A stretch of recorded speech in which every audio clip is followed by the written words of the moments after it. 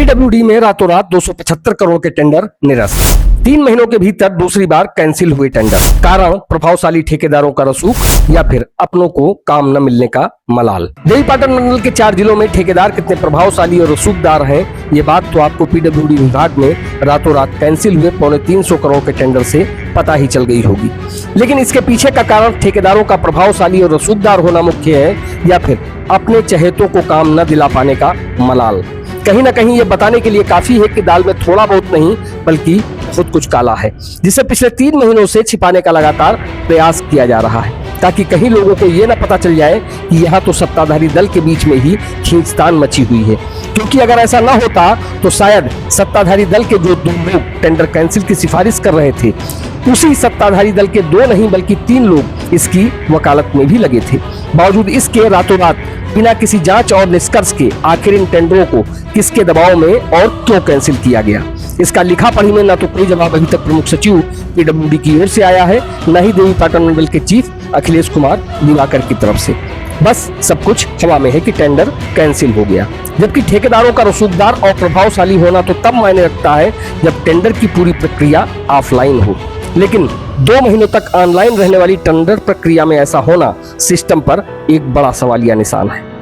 आइए अब आपको बारी बारी से वो सारे पत्र भी दिखाते हैं जो कब कब किन किन तारीखों में और किन किन माननीयों के यहाँ से जारी हुए। तो ये है सबसे पहला पत्र 9 जून 2025 का, जो जारी हुआ है केंद्रीय वन एवं पर्यावरण राज्य मंत्री कीर्तिवर्धन सिंह के यहाँ से, जो लिखा गया है लोक निर्माण विभाग के प्रमुख सचिव को, जिससे ये बात स्पष्ट रूप से अंकित है कि कुछ प्रभावशाली ठेकेदारों द्वारा अन्य ठेकेदारों को डराया धमकाया जा रहा है, जिस कारण से निविदा में प्रतिस्पर्धा नहीं हो पाई है। लेकिन इस पत्र में कहीं भी किसी भी ठेकेदार के नाम का कोई जिक्र न करते हुए बस सिर्फ एक ही बात कही गई है कि टेंडर कैंसिल करके नए सिरे से टेंडर की प्रक्रिया पूरी कराई जाए, ताकि ठेकेदारों के बीच प्रतिस्पर्धा हो सके।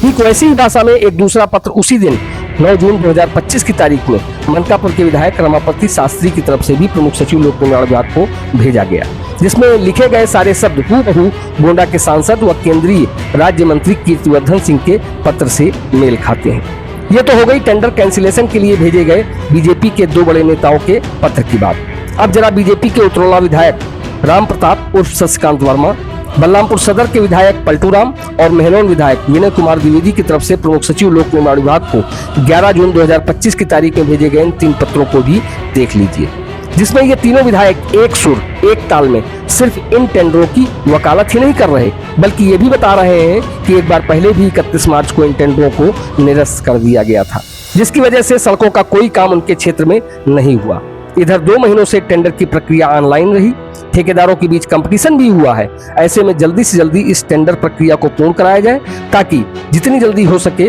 उनके इलाके की पब्लिक को जर्जर सड़कों की दुश्वारियों से निजात मिल सके। लेकिन ऐसा होता इससे पहले 13 जून को देश के प्रतिष्ठित अखबारों में एक खबर आती है, और खबर होती है कि बंदरबाट की शिकायत पर 400 करोड़ के ठेके निरस्त। जबकि 11 जून 2025 की ही तारीख में एक पत्र उत्तर प्रदेश सरकार के अनुसचिव की ओर से प्रमुख सचिव को भेजा जाता है कि पूरे मामले में नियमानुसार कार्रवाई करते हुए उन्हें कृत कार्रवाई से अवगत कराया जाए। मसलन जो आरोप है उनकी किसी जांच टीम से जांच कराई जाए, सत्यता पाए जाने पर जो भी वैधानिक कार्रवाई हो सकती है उसे अमल में लाया जाए। लेकिन ऐसा न करते हुए सीधे सीधे 350 करोड़ के टेंडर निरस्त किए जाने से कई तरह की आशंकाएं उठ खड़ी हुई हैं कि क्या इसके पीछे ठेकेदारों का प्रभावशाली और रसूखदार होना ही एक मुख्य वजह थी, या फिर इसमें उन ठेकेदारों की भी भूमिका है जो खुद को काम न मिलने से हताश और परेशान थे, जिनके पास सिर्फ अपने आकाओं से इसकी शिकायत करने के अलावा शायद कोई और रास्ता नहीं रह गया था।